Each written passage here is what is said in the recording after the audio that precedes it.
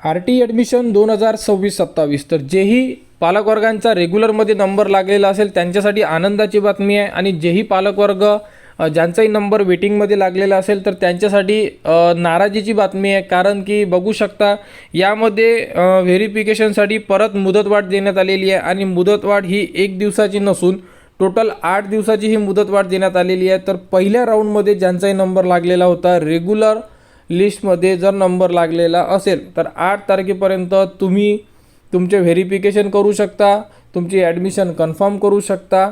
तर अशाबद्दल ही एक नवीन अपडेट साईडवर उपलब्ध झालेली आहे. डेट वाढणार असं वाटत नव्हते, परंतु यामध्ये परत मुदतवाढ देण्यात आलेली आहे आणि आता जेही वेटिंगमध्ये विद्यार्थी आहे म्हणजे पालकवर्ग वाट बघत असेल की आपल्या पाल्याचा नंबर हा कधी लागणार, तर बघू शकता यामध्ये संपूर्ण अपडेट जर बघितली तर पहिली माहिती बघू शकता तुम्ही की यामध्ये टोटल ज्या जागा होत्या ह्या जागा आपण दर व्हिडिओमध्ये तुम्हाला सांगण्याचा प्रयत्न करतो की 72,000च्या वर ह्या ज्या जागा ह्या फुल झालेल्या आहे आणि टोटल विद्यार्थी किती सिलेक्ट झाले तुम्ही बघू शकता.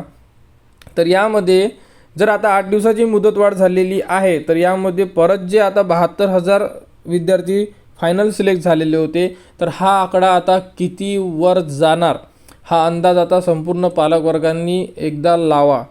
कारण की आता जेवढेही वेटिंगमध्ये विद्यार्थी असेल त्यांची जेही नंबर लागण्याचे चान्सेस होते हे आता कमी होत आहे.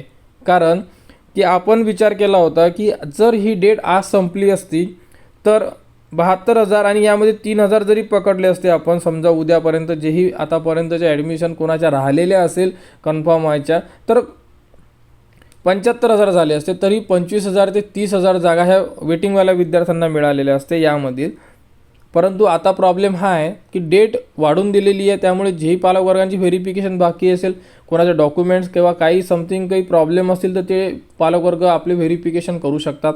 त्यांचं व्हेरिफिकेशन झाल्यानंतर ती जागा परत फुल होऊन जाणार. म्हणजे वेटिंगवाल्या विद्यार्थ्यांना ज्या जागा मिळायला पाहिजे होत्या त्या जागा आता मिळणार नाही. म्हणजे यामध्ये वेटिंगवाल्या विद्यार्थ्यांचं नुकसान होण्याची आता दाट शक्यता दिसत आहे. कारण जर शाळेमध्ये जागा शिल्लक राहिल्या नाही तर वेटिंगवाले विद्यार्थी जास्त सिलेक्ट करण्यात येणार नाही आहे.